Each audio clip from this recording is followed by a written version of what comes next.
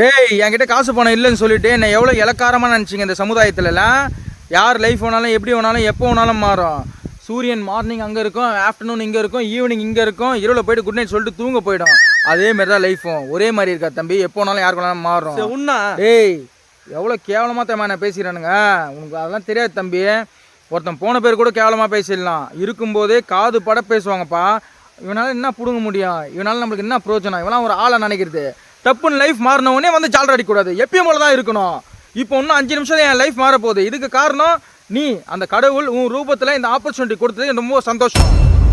என்னடா இது 5 நிமிஷத்துல இவன் லைஃப் மாறப்போகுதுன்னு நினைக்கிறீங்களா? நடந்து வரும்போது இந்த தம்பி கீழே உனக்கு காமிச்சா. நீங்கள் நினைக்கிற மாதிரி கோல்டோ கேஷோ ஒன்றும் கிடையாது. அதை விட மாபெரும் சக்தி வாய்ந்தது.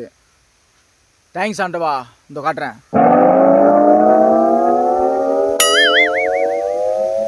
ஆமை குட்டி இதை கூட்டின்னு போயிட்டு எங்கள் வீட்டு ஆளில் வளாத்த விட போகிறேன். அதுக்கப்புறம் என் லைஃபே மாறும்.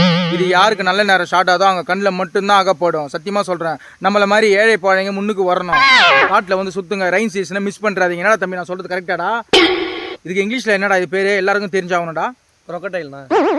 அசிங்கமாக கேட்பேன். ஸ்கூல் பக்கம் போய்கிறியா இல்லையா? crocodile கிடையாது இதுக்கு பேர். என்னமோடா? மஸ்கிட்டோ. இந்த மஸ்கிட்டோ பிடிச்சி எல்லாரும் இது பண்ணுங்க, வீட்டுக்குள்ளே விட்டுங்க. சூப்பரா இது. ஏய் ஆனா ஆமாடா. எப்படி நான் சொல்கிறேன்?